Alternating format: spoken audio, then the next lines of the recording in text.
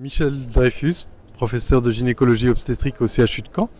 Et je vais vous présenter la session qui a eu lieu au congrès PSF sur la mortalité maternelle suite à la parution du 7e rapport national sur la mortalité maternelle qui paraît tous les 3 ans. Cette étude retrace les cas de mort maternelle entre 2016 et 2018 et un certain nombre de messages forts sont à connaître. La première des choses, c'est que la mortalité maternelle se définit par un décès au cours de la grossesse ou dans les 42 jours qui suivent l'accouchement jusqu'à 1 an dans le postpartum.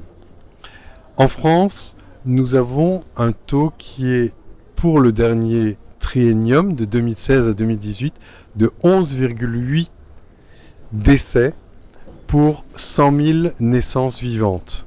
Ce taux est à peu près stable, en légère augmentation par rapport au dernier triennium de 2013 à 2015.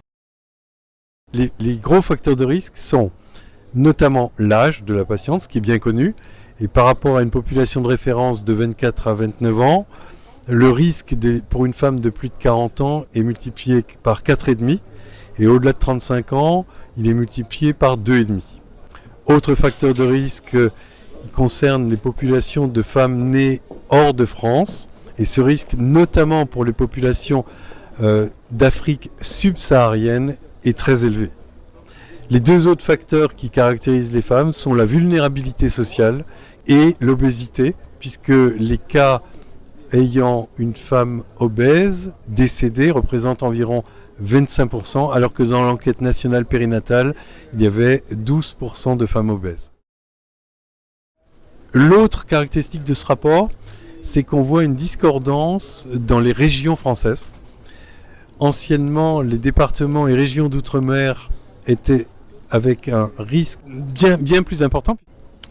Sur le plan des disparités géographiques, on constate que les Hauts-de-France et la région PACA avaient dépassé l'Île-de-France.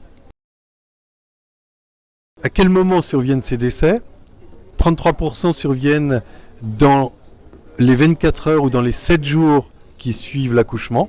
Et on se rend compte aussi qu'il y a beaucoup de décès qui surviennent dans la période anténatale et également, ce qui concerne les suicides, dans la période postpartum avec une moyenne à 5 mois. Les autres messages, c'est quelles sont les causes. Et depuis 2 trienniums, ce qui est frappant, c'est que les premières causes de décès sont des causes qui ne sont pas directement obstétricales, mais qui sont en 1, le suicide avec 47 cas, et en 2, les pathologies cardiovasculaires avec 41 cas. Ces deux causes, qui représentent 17 et 15% des décès, prennent le pas sur toutes les autres causes.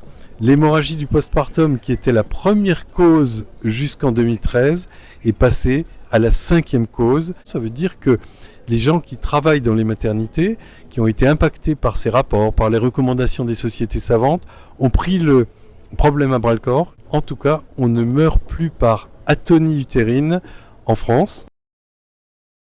Concernant les suicides et les pathologies cardiovasculaires, et ça c'est un message très fort à faire passer, il s'agit principalement d'une prise en charge multidisciplinaire et le maillage territorial devrait être amélioré.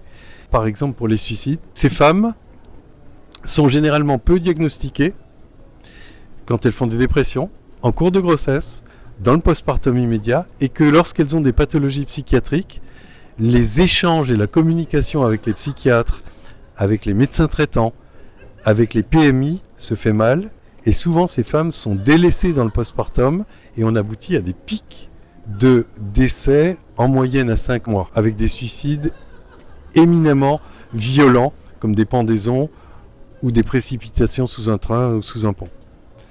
Donc, maillage territorial, implication d'autres spécialistes, de médecins généralistes, des médecins traitants, communication. Concernant les pathologies cardiovasculaires, le message est un peu différent. C'est en amont, en préconceptionnel ou en début de grossesse, qu'il serait bon que les spécialistes, cardiologues ou que les médecins traitants prévoient et préviennent les intervenants pour que ces femmes avec une pathologie spécifique soit encadré, que le suivi soit programmé, que les examens complémentaires idoines soient choisis et que l'endroit de l'accouchement soit déterminé en amont et non en urgence. C'est à ce prix qu'on arrivera à réduire ces décès. Il en va de même pour toutes les pathologies chroniques préexistantes ou découvertes en cours de grossesse comme l'épilepsie, comme les cancers, puisque nous avons noté un accroissement des décès chez des femmes atteintes de cancer. Une femme chez qui on découvrirait une masse dans le sein en cours de grossesse doit avoir les mêmes explorations qu'une femme où on découvrirait un cancer du sein sans être enceinte, à savoir mammographie, biopsie, sans retarder la prise en charge. Et ceci est vrai pour toutes les pathologies. En fait, le message est qu'une femme enceinte doit être traitée et prise en charge de la même manière qu'une femme non enceinte. La prise en charge de ces femmes et l'encadrement de ces femmes permettra certainement de réduire le taux de mortalité maternelle et d'améliorer la santé maternelle au prix de la collaboration de l'ensemble de ces professions.